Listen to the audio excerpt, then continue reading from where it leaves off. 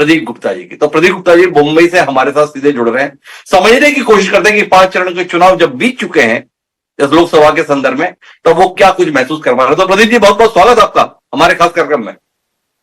Thank you very much Himanshu ji, मुझे यहाँ बुलाने के लिए और लोगों से रूबरू कराने के लिए। तो प्रदीप जी आपका तो लंबा तजुर्बा है।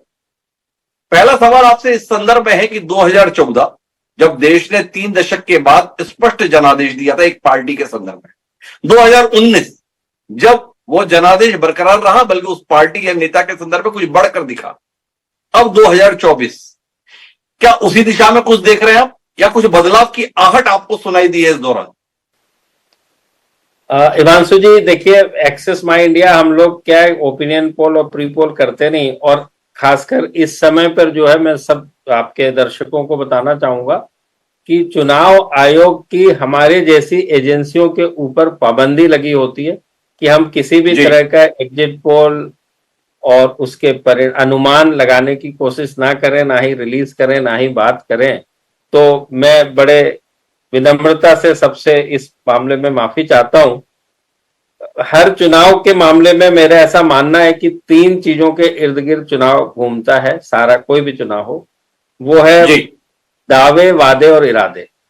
दावे वो जो सरकार में है, जो वर्तमान सरकार है, वो तरह तरह के दावे बताएंगे कि उन्होंने लोगों के जीवन में ये परिवर्तन, सकारात्मक परिवर्तन लाया। और वादे वो हैं जो विपक्षी पार्टियां, उनके पास तो कोई च्वाइस नहीं है सिवाय वादे करने के, तो वो वादे करेंगे कि यदि वो चुन के भेजे गए तो वो इस तरह से नई नई चीजें लेके आएंगे लोगों के जीवन में। इन दावे और वादों के ऊपर जनता अपने इरादे जताती है वोट देकर, और जिसको भी वो उपयुक्त पाते हैं उनके ट्रैक रिकॉर्ड के आधार पर उसको वो चुनकर भेजते हैं और अपना निर्णय करते हैं। तो ये एक चुनावी प्रक्रिया होती है। तो इसके अंदर ही सारी की सारी बातें हैं कि कौन उपयुक्त है आज की डेट में जनता के नजरिए से, ये हम जानने की कोशिश करते हैं। हर एक राज्य की अपनी एक राजनीतिक परिदृश्य होता है और एक राजनीतिक समीकरण होते हैं, और उसके आधार के ऊपर लोग अपना निर्णय देते हैं। तो जैसे हम सब जानते हैं भारत देश काफी बड़ा है। हमने इसको 3 हिस्सों में बांटने की कोशिश करी पूरे भारत देश को, खासकर 19 के परिणामों के तहत। एक ग्रुप ऐसा है ये राज्यों का जिसमें बीजेपी को करीब 257 सीटें मिली थी। 257 सीटों में से 94% यानी केवल 19 सीटें विपक्षी पार्टी ने जीती थी। तो करीब 238 सीटें 257 में से बीजेपी को या एनडीए को मिली थी। यहाँ पे चरम पे माने इसमें वो राज्य शामिल हैं जैसे गुजरात 100%, राजस्थान, दिल्ली, हरियाणा, उत्तराखंड, हिमाचल प्रदेश, मध्य प्रदेश, छत्तीसगढ़। इसमें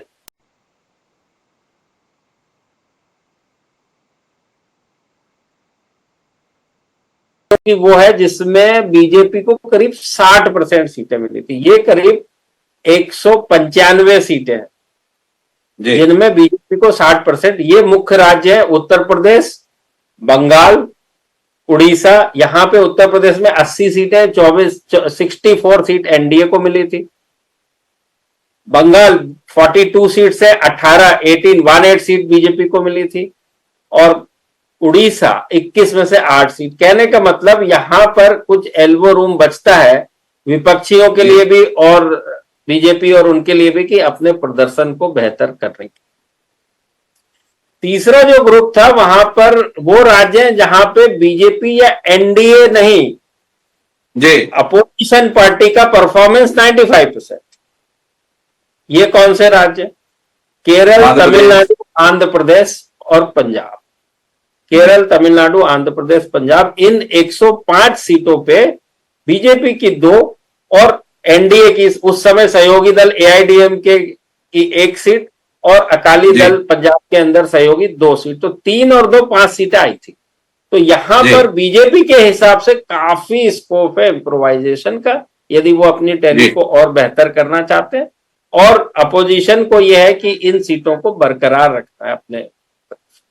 तो ये 5 सीट थी। तो कहने का मतलब यह है तीसरी श्रेणी में बीजेपी के नजरिए से काफी स्कोप है इम्प्रोवाइजेशन का, और अपोजिशन के नजरिए से उनको इस ट्रैक रिकॉर्ड को बरकरार रखना। तो इस तरह से ये 3 श्रेणी में हमने कोशिश की है इंडिया को 2019 के परिणामों के तहत इनको डिवाइड करना, और उस हिसाब से अलग अलग पार्टियां अब अपने अपने हिसाब से कोशिश करेंगी।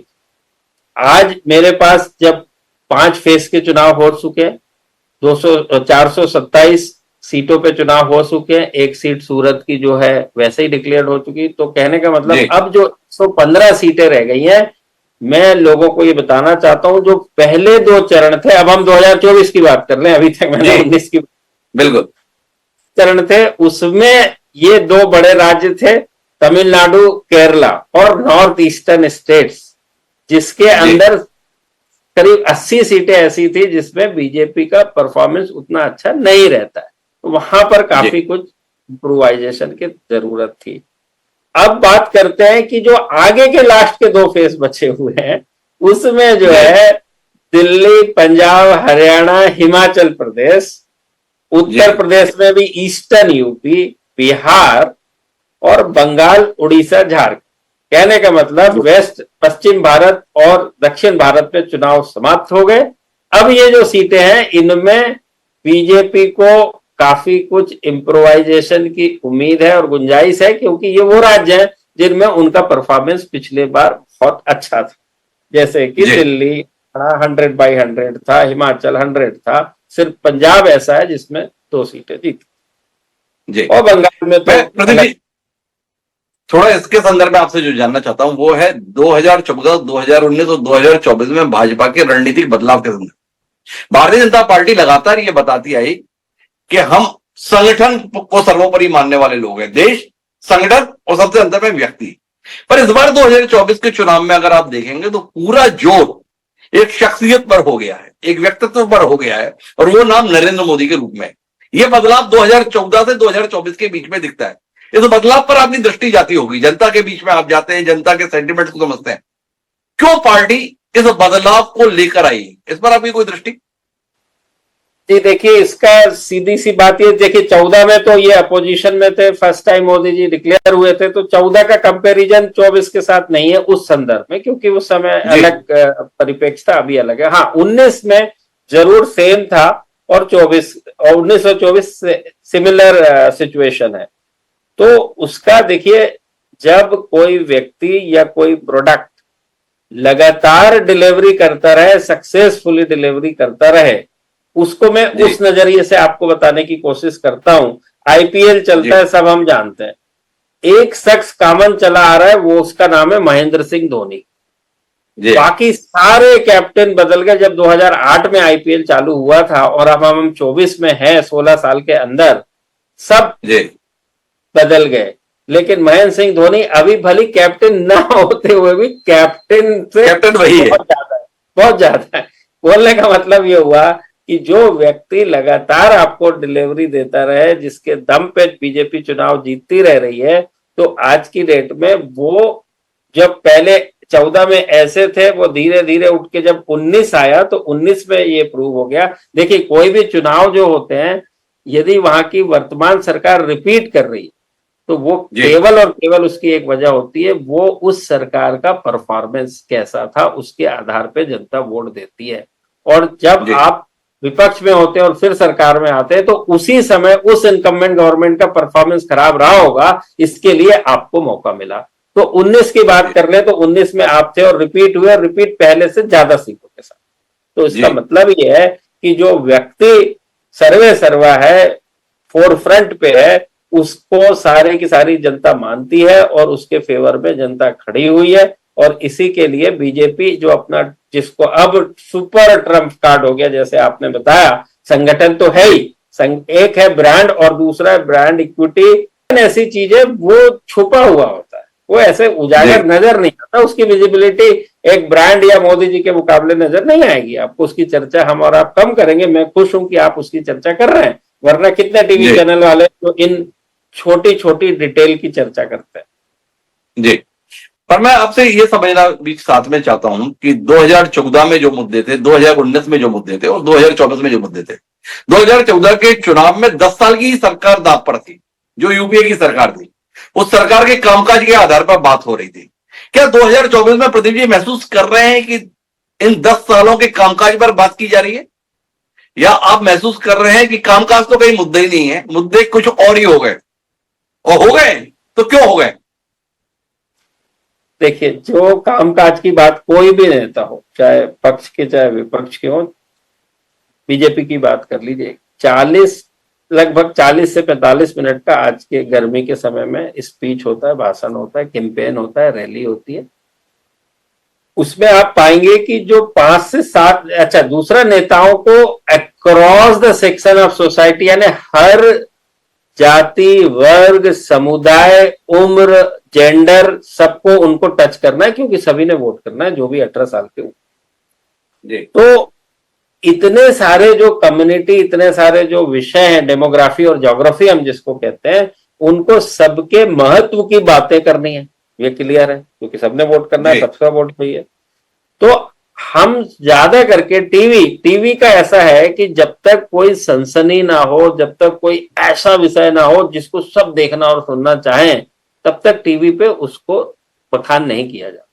तो मेरा बोलने का मतलब ये, उन 40 मिनट के स्पीच में 35 मिनट तक केवल और केवल डिलीवरी की बात हो रही है। वो तमाम तरह की योजनाएं गिना रहे हैं, बीजेपी वालों की बात कर लूं तो, जो उसकी की आपने बात पूछी है, लेकिन 5 मिनट में ऐसा भी होता है कि वो इस डिलीवरी के अलावा जो इमोशनल मुद्दे हैं, जो राष्ट्रीय मुद्दे हैं, उनकी भी चर्चा करते हैं, और उसको हम सब मीडिया में बातें करते हैं और उसको ज्यादा एम्पलीफाई करते हैं।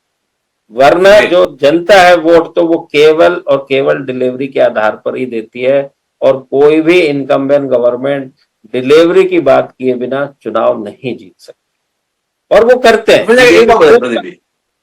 2014 का आपने भाषण देखा है नरेंद्र मोदी जी का, 2019 का भी देखा है, और अभी 2024 का भी देख रहे हैं। कुछ बदलाव है भाषण के संदर्भ में, कमिटमेंट के संदर्भ में, अचीवमेंट के संदर्भ में, और वो बदलाव है, तो वो क्या बदलाव आप देख पा रहे हैं? पहले बदलाव था कि आपने 60 साल कांग्रेस को दिए, 60 महीने मुझे दे दीजिए, और देखिए मैंने गुजरात में जो परिवर्तन किया है सकारात्मक, वो मैं आपके साथ करना चाहता हूं, देश के संदर्भ में करना चाहता हूं। ये एक बेसिक थीम थी, इसके इर्द गिर्द सारा का सारा चुनाव इवॉल्व और रिवॉल्व हुआ, और उस समय इनकम्बेंट गवर्नमेंट मनमोहन सिंह जी की यूपीए की गवर्नमेंट थी। तो ये तो उन्होंने वही प्रॉमिस वाली बात, उन्होंने प्रॉमिस किया कि भाई मुझे आप 60 महीने दीजिए, आपने कांग्रेस को 60 साल दिए, और आप फर्क देखिए। ठीक, ये प्लॉट के ऊपर वो गए। उसके बाद 19 में जैसे ही गए, तो आप ये पाएंगे कि 15 अगस्त 2014 को ही, देखिए एक और चीज मैं आपके दर्शकों को बता, 100 वोट जो पड़ते हैं, जो मशीन में आ गए, उन 100 वोट जो नहीं आए, मैं उनकी चर्चा नहीं कर, जो मशीन में आ गए, उन 100 में से 80%, बहुत बड़ा नंबर बोल रहा हूं, 80% का जीवन गवर्नमेंट ऑफ द डे के ऊपर निर्भर करता है, डायरेक्टली या इनडायरेक्ट। उसका सिंपल सा कारण है, 70% रूरल है और 30% अर्बन है। जनरली रूरल सबको पता है, 6 लाख गांव है। अर्बन के संदर्भ में लोगों की अलग अलग परिभाषाएं, मैं आपको असली परिभाषा एडमिनिस्ट्रेटिव नजरिए से बताता हूं कि अर्बन का, शहरी क्षेत्र का मतलब 8 मेट्रो या 25 मेजर सिटी या कैपिटल सिटी या 100 मेजर सिटी नहीं है, 6500 अर्बन, जहां नगर पालिकाएं हैं और नगर निगम है, वो क्लासिफाई होते हैं अर्बन की शहरी क्षेत्र में, और वो 6500 है, और वो केवल कंट्रीब्यूट करते हैं 30% जनसंख्या को। तो इस 30 का 1/3 यानी 10 पॉइंट, और वो 70 का 70, ये 80% लोगों का जीवन जो है, जो सरकार चुन के वो भेजेंगे उसके ऊपर निर्भर रहता है। तो बड़ी बारीकी से वो सरकार को चुनते हैं, क्योंकि उनके जीवन का सवाल है, चाहे रोड, बिजली, पानी, स्वास्थ्य, शिक्षा, राशन प्रणाली और कानून व्यवस्था, ये जो बेसिक चीजें हैं, उसके लिए सरकार ही जिम्मेदार। तो बोलने का मतलब ये हुआ कि 19 के चुनाव में आप ये कोशिश सोच सकते हैं कि 70% जनसंख्या टॉयलेट के लिए बाहर जाती थी, शौच के लिए। 50 करोड़ के नए बैंक अकाउंट खुले 14 से 19 के दौरान। इंदिरा आवास योजना पहले से थी इंदिरा गांधी जी के समय, जो उसमें जो स्केल और स्पीड जो आई है, विस्तृतता आई है जो पूरे के पूरे, उसका कोई मुकाबला नहीं है। 70% से भी ज्यादा लोग चूल्हे में खाना बनाते थे, जो कि लकड़ी और कोयले के ऊपर निर्भर रहते थे। उन महिलाओं की वो स्थिति आप सोच सकते हैं। और आवास योजना के तहत सिर्फ इतना ही नहीं, महिलाओं को, एक गरीब महिला के घर के ऊपर ज्वाइंट अकाउंट ही क्यों ना हो, नाम हो जाए, घर हो जाए, उसकी कल्पना आप कर सकते हैं। तो ये सारे के सारे काम किए इस 5 साल के दौरान, और इनकी खूब चर्चा की 19 के चुनाव में। वो ठीक है, आप लोग कहते हैं बालाकोट हो गया, मैं बिल्कुल नहीं मानने को तैयार हूं। बालाकोट ना भी होता तो परिणाम जो 350 सीट के आसपास आती सीटें, 10-15 सीटें आप कम कर, मैं मोर देन कन्विंस्ड हूं उस समय भी और अभी भी, कि उसका कोई लेना देना नहीं है इतनी बड़ी जीत में। ठीक है, वोट शेयर में और जीत के अंदर में फर्क हो सकता है, बट इतनी बात करते हैं। 24 के चुनाव में भी आप इस चीज को भूल रहे हैं, उन्होंने विकसित भारत की बात करी है, वहीं से शुरुआत करी है कि मेरे पास भाई 2047 तक का प्लान है। अभी तक आपको मैंने बेसिक सुख सुविधाएं देने की कोशिश की है। अब जो है आपके जीवन में 2 बड़ी बातें जो हमेशा रहेंगी, एक है बेरोजगारी और एक है महंगाई। ये जो 2 मुद्दे ऐसे हैं जो 50 साल पहले भी थे और 50 साल बाद भी थे। हाँ, इसमें अंतर कम ज्यादा हो सकता है। तो ये तो हो गया मुद्दों की बातें। तो वो मुद्दों की बातों, विकसित भारत का क्या होता है? विकसित भारत का मतलब ये होता है, वो अलग अलग रैली में समझा रहे भी है कि सबके लोगों के जीवन में संपन्नता आ जाए, तो उसी को तो डेवलप कंट्री कहते हैं। तो वो संपन्नता कहां से आने वाली? कोई जादू से छड़ी तो है नहीं कहीं से आने वाली। उसके लिए योजनाएं बनानी पड़ेगी, इंफ्रास्ट्रक्चर बनाना पड़ेगा, उस हिसाब से व्यवस्थाएं बनेगी, उस हिसाब से आपकी आमदनी, आपको रोजगार मिलेगा, उस हिसाब, जब रोजगार मिलेगा तो आपको आमदनी होगी, जब आपको आमदनी होगी तो आपका जीवन बेहतर हो। इसकी वो चर्चा कर रहे हैं, ये है उसके अंदर। बट हम, उन्होंने जरूर दूसरे विषयों की भी चर्चा की है। मेरी आदत नहीं है कि उन विषयों की मैं कभी वो सेंसिटिव या उन विषयों की मैं कभी बात नहीं करता। मुझे ये भी नहीं पता कि वो ऐसी बातें क्यों करते हैं, जो करते हैं शायद वो बेहतर जानते हैं इसके क्या नफे नुकसान है। लेकिन आप हमको ये तो बताएंगे कि इस चुनाव में हिंदू मुसलमान के संदर्भ में कोई बात नहीं करना चाहता, ये बोल रहा है, पर साथ में बात कर रहा है। तो आपसे जानना ही चाहता हूं कि हिंदू मुसलमान इस चुनाव में कोई फैक्टर रहेगा या नहीं रहेगा। किसके पक्ष विपक्ष की बात आपसे नहीं पूछ रहा, पर क्या हिंदू मुसलमान अभी भी एक फैक्टर के तौर पर चुनाव में रहेगा? मैं हमेशा ये कहता हूं, अभी फिर से कहता हूं आपकी बात का जवाब देते हुए, कि हिंदू मुसलमान का जो फैक्टर है, हर फैक्टर की अपना एक इम्पैक्ट होता है, प्रभाव होता है। सवाल है वो कितना प्रभाव रहेगा। मेरे हिसाब से अभी भी जो है 5% से जाति में ढूंढ रही है और जाति आधारित जनगणना की बात कर रही है। तो अब प्रदीप जी, आपसे सवाल मेरा यह है कि इस चुनाव में कौन सा मुद्दा आपको ज्यादा प्रभावी होते हुए दिख रहा है? धर्म, मंदिर, मस्जिद ज्यादा प्रभावी, या ये जाति के आधार पर वर्गीकरण और वर्गीकरण के आधार पर हम हिस्सेदारी तय करेंगे, ये ज्यादा प्रभावी? जैसे मैं आपको यही वापस बताने की कोशिश कर रहा हूं, लोग देखते हैं कि उनके जीवन में क्या परिवर्तन आया और कौन क्या बातें कर रहा है। यदि वो मुद्दे जो उनके जीवन को प्रभावित करते हैं, जो भी हो, जैसे आपने कहा, चाहे मंदिर हो, चाहे जाति हो, चाहे जातिगत जनगणना हो, वो मुद्दे यदि उनके जीवन को प्रभावित करते हैं, और जिनके भी जीवन को प्रभावित, हर 100/100 कुछ भी नहीं होता, हो सकता है कि 10-15% लोगों को कोई मुद्दा प्रभावित करता है। मेरी जरूरतें अलग है, आपकी जरूरतें अलग है, रूरल की जरूरत अलग है, अर्बन की जरूरत अलग है, अमुक अमुक जाति समुदाय के लोगों की उस हिसाब से जरूरतें और आकांक्षाएं अलग अलग। तो कोई कहना मेरे लिए भी बहुत मुश्किल है कि यही मुद्दा काम कर रहा है, नहीं। एक जैसे रेसिपी होती है, हमारी एक बॉडी है, उसमें हर पार्ट का एक अपना फंक्शन है। तो इस तरह से मैं बात करके वापस कह रहा हूं कि जो हिंदू मुसलमान वाला विषय है, धार्मिक विषय जो है, वो 5 से 10% उसमें वोट प्रभावित हो सकता है। हो रहा है ये मैं नहीं कह रहा, हो सकता है। और ज्यादा से ज्यादा जो 90% वही होगा कि आपने भाई 5 साल पहले क्या कहा था और अब क्या किया, जिसको आप कथनी और करनी कहते हैं। और उसके आधार पे और भी बहुत सी समस्याएं, जैसे मैंने बताया, महंगाई है, बेरोजगारी है, ये मुद्दे हमेशा रहेंगे और हैं। बट सवाल है इसको सुलझा पाने में, एड्रेस कर पाने में कौन उपयुक्त है, जनता किसको उपयुक्त पाती है, उसको वो चुन सकती है। आप इसका नवीन बात है, कहां ऐसा प्रदेश है कि जिसने 4 चांद लगा दिए हो। सबसे पुअर और पुअरेस्ट स्टेट उड़ीसा हम सबकी नजरों में, बट वो लगातार उन्होंने 2 मोदी वेव को भी सरवाइव कर लिया, हर बार पहले से ज्यादा सीटें लाके जीतते हैं। तो आप मुझे बता दीजिए कहां पर जाति धर्म है।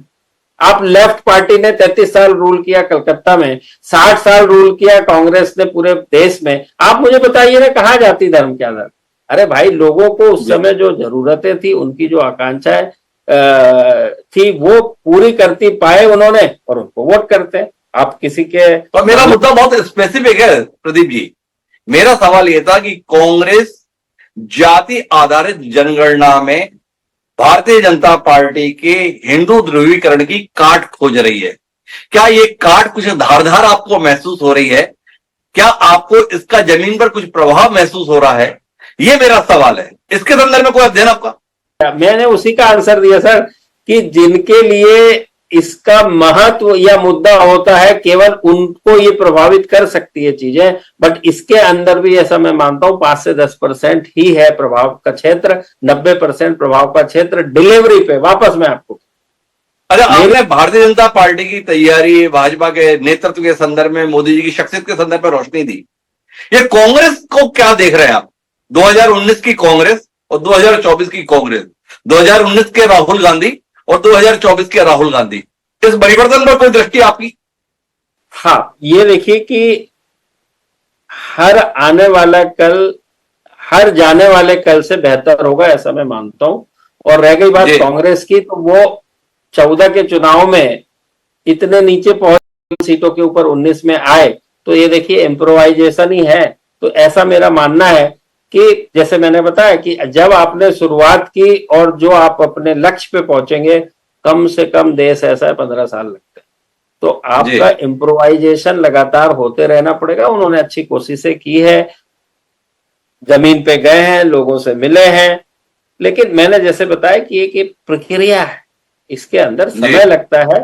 तो वो 44 से 52 गए, अब शायद इससे बेहतर हो। नंबर देने की स्थिति में तो आज मैं हूं नहीं, जैसे मैंने पहले ही बताया।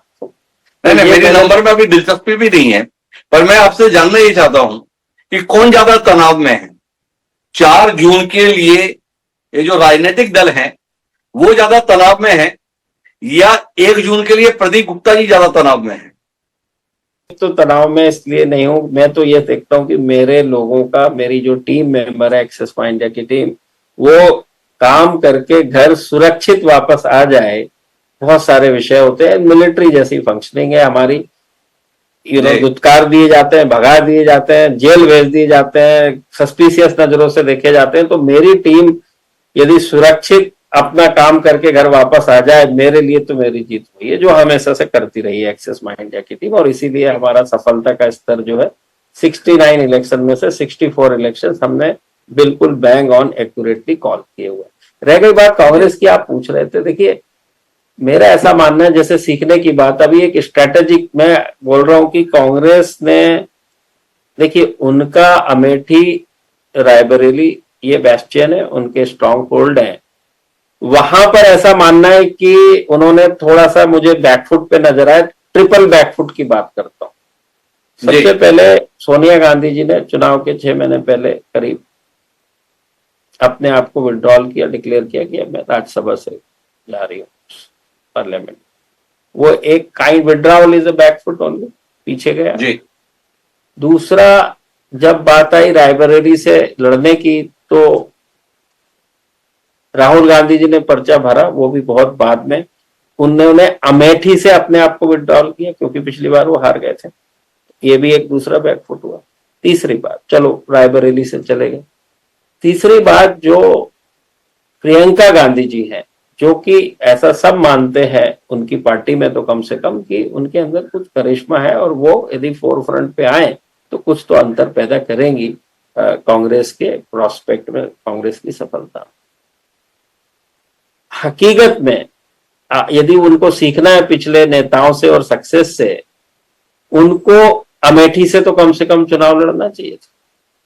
तो एक मैसेज ये, आप हारते जीतते वो तो समय बताता, लेकिन आप यदि किसी बैटल या स्पर्धा में जा रहे हैं तो आप बैक फुट पे जाके अपने आप को विड्रॉल करके कैसे जीतने की उम्मीद कर सकते हैं, कैसे आगे बढ़ने की उम्मीद कर सकते हैं। ममता बनर्जी का एग्जाम्पल देख लीजिए, उनको लगा कि बड़ी मुसीबत दिख रही है, बीजेपी बहुत अच्छा कर रही है, अभी 2021 के असेंबली इलेक्शन में शुभेंदु अधिकारी उनके गढ़ में जाके उनके खिलाफ चुनाव लड़ा और वो भी एक सीट से, ये जानते हुए कि हारने की पूरी संभावना है और हार भी गई चुनाव।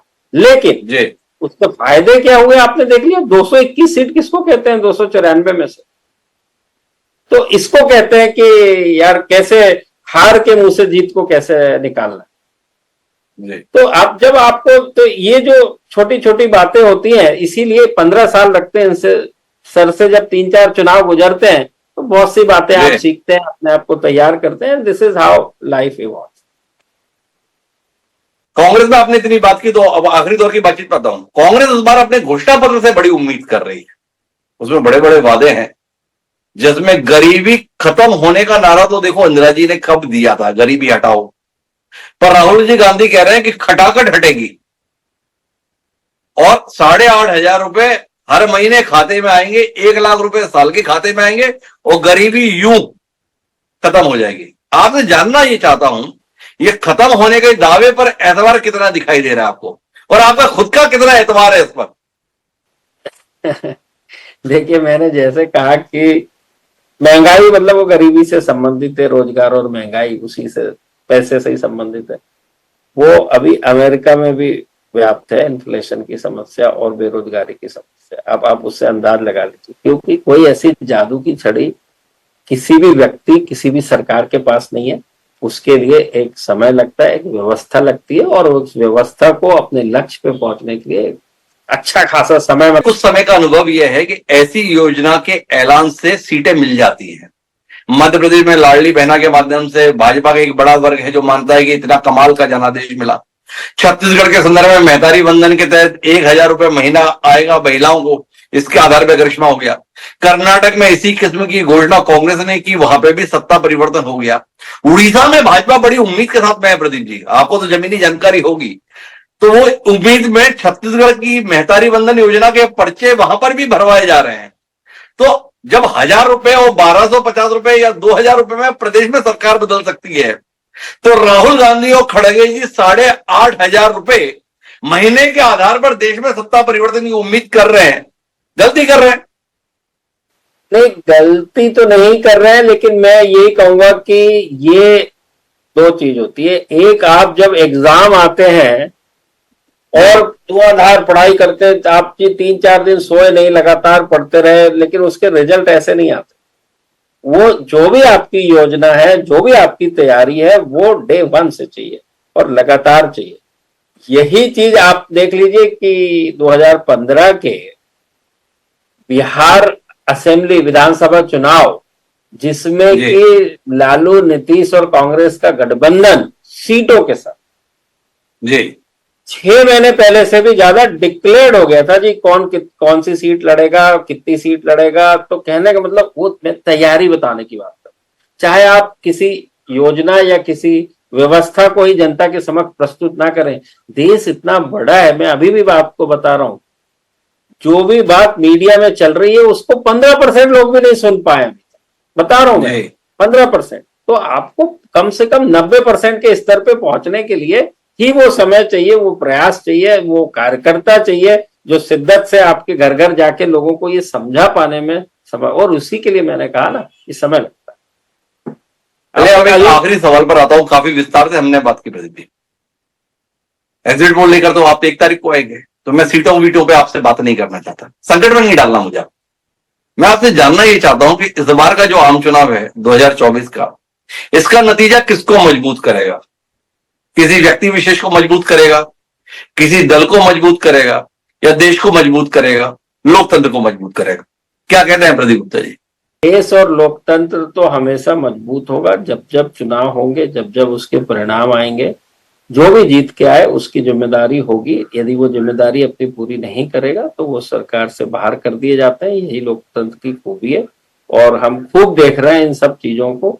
और वो राज्य भी देख रहे हैं जहां लगातार सरकारें बदलती रही हैं और उसके क्या परिणाम आए। जैसे मध्य प्रदेश की आपने बात करी, एक वजह नहीं होती सर, लाडली बहना स्कीम एक वजह से नहीं जीतते।